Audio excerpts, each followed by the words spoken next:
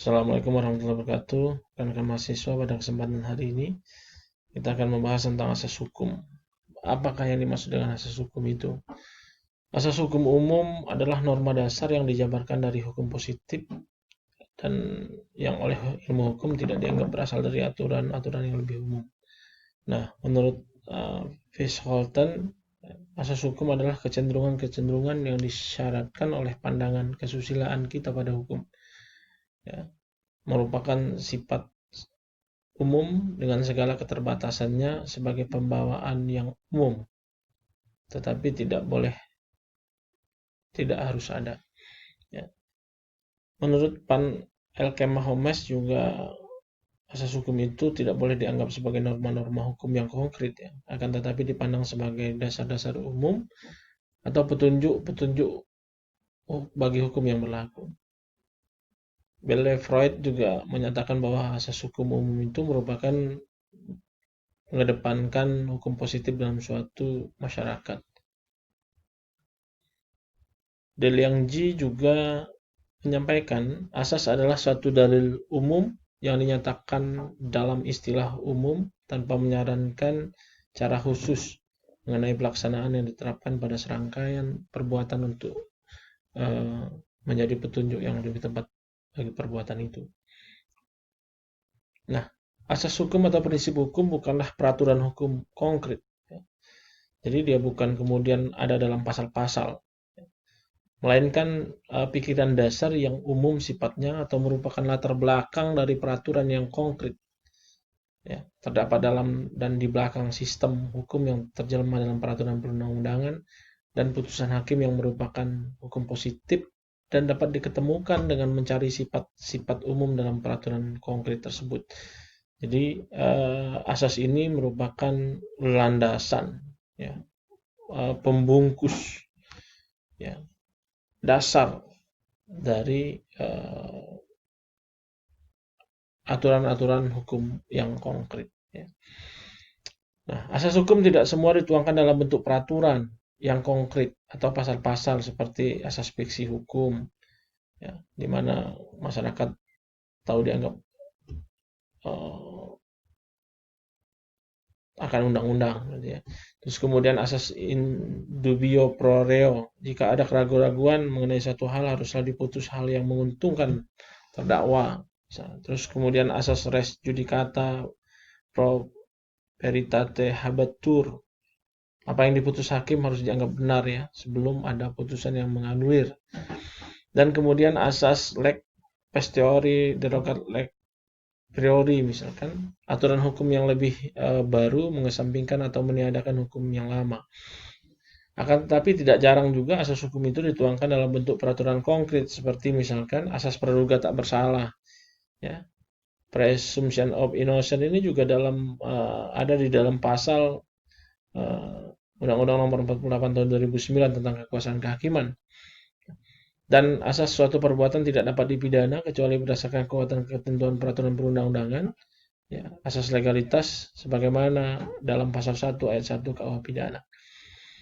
Ini asas hukum yang kemudian dituangkan dalam peraturan konkret, ya, contohnya. Terus kemudian fungsi asas hukum itu apa sih, gitu ya.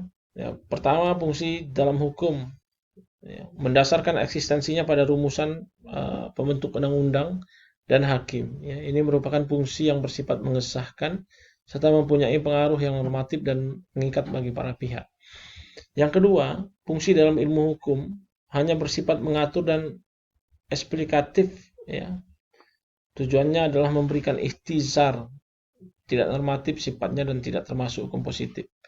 Nah, asas hukum umum adalah asas hukum yang berhubungan dengan seluruh bidang hukum, ya, seperti asas restitutio integrum, kekecauan dalam masyarakat haruslah dipulihkan dalam keadaan semula.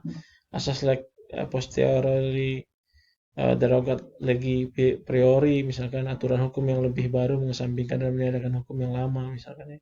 Nah, bahwa apa yang lahir tampak benar, ya, untuk sementara harus dianggap demikian sampai diputus lain oleh pengadilan. Nah, yang kedua, asas hukum khusus itu berfungsi dalam bidang yang lebih sempit, misalkan, ya. seperti dalam bidang hukum perdata, hukum pidana, dan sebagainya.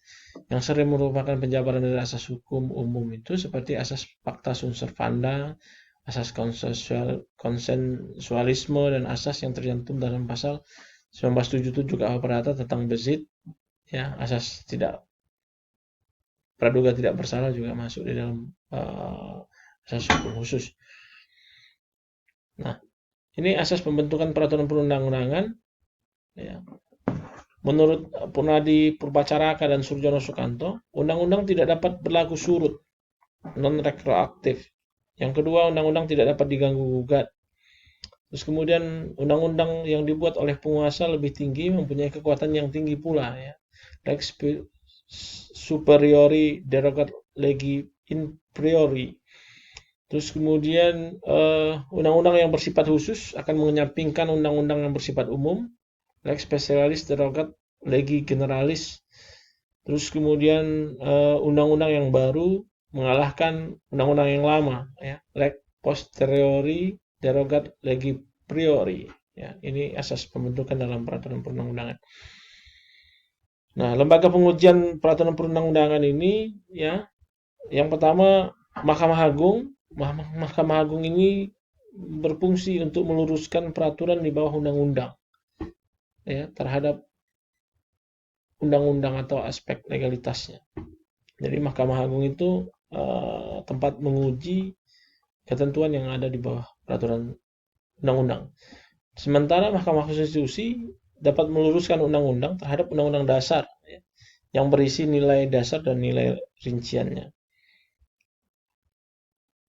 Nah, asas hukum pembentukan perjanjian yang pertama asas kebebasan berkontrak, sebagaimana yang kita sudah bahas beberapa tempat, beberapa kesempatan, bahwa asas kebebasan berkontrak ini merupakan perwujudan dari penghormatan terhadap hak asasi manusia.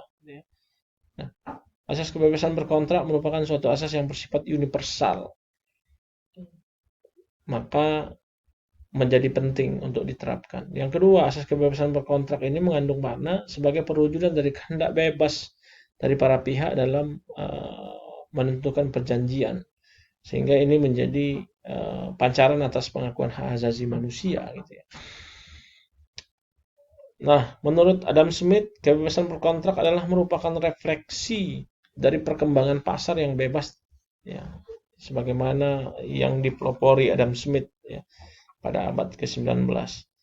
Nah, ini berbeda tentunya dengan Jeremy Bentham, bahwa Jeremy Bentham dengan ajaran filsafat utilitarian, maksud kami utilitarian Bentham, ya. Secara umum, Bentham menyatakan bahwa tidak seorang pun dapat mengetahui tentang apa yang baik untuk kepentingan dirinya kecuali dirinya sendiri. Ya, sehingga pemerintah tidak boleh ikut campur dalam hal yang pemerintah sendiri tidak memahaminya. Dua aspek utama asas kebebasan berkontrak ini, aspek akomodatif dan aspek legalitas. Tadi di beberapa kesempatan sudah kita bahas. Aspek akomodatif itu bagaimana seorang perancang itu harus mampu mengakomodasi seluruh, ya, kepentingan para pihak. Sementara aspek legalitasnya bagaimana kemudian aturan hukum itu dianggap sah, ya, dan dapat dilaksanakan. Asas kebebasan berkontrak dalam perjanjian di Indonesia, ya, sebagaimana yang ada di dalam KUH Perdata. Terus kemudian asas konsensualisme, ya, menekankan bahwa pada dasarnya perjanjian dan perikatan yang timbul itu sudah dilahirkan sejak detik tercapainya kesepakatan. Jadi begitu ada kesepakatan, maka pada detik tercapainya kesepakatan itulah, ya, dasar perjanjian dan perikatan itu timbul. Nah, ini teori sejak kesepakatan itu terjadi, ya. Teori sejak kapan kesepakatan itu? Yang pertama adalah teori kehendak. Teori mengajarkan bahwa kesepakatan terjadi pada saat kehendak pihak penerima dinyatakan.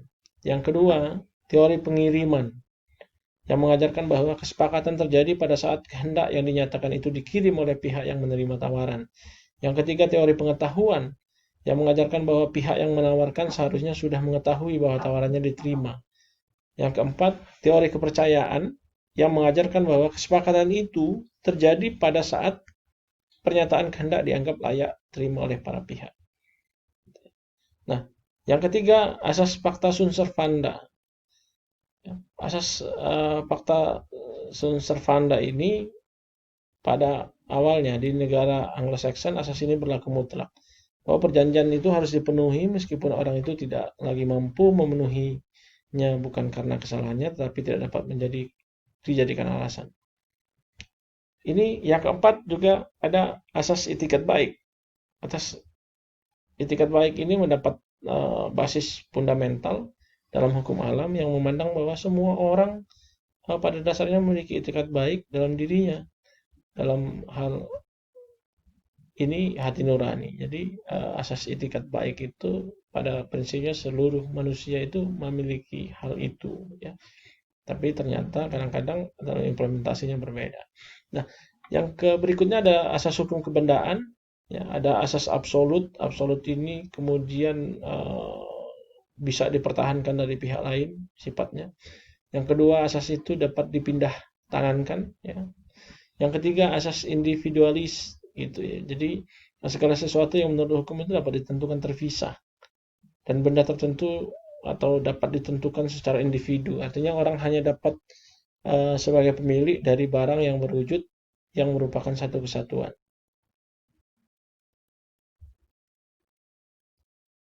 Kemudian atas asas totalitas juga ya, diletakkan pada seluruh objek sebagai satu kesatuan. Siapa yang mempunyai seklik reh ya, atas suatu zat, ia mempunyai seklik reh atas keseluruhan zat.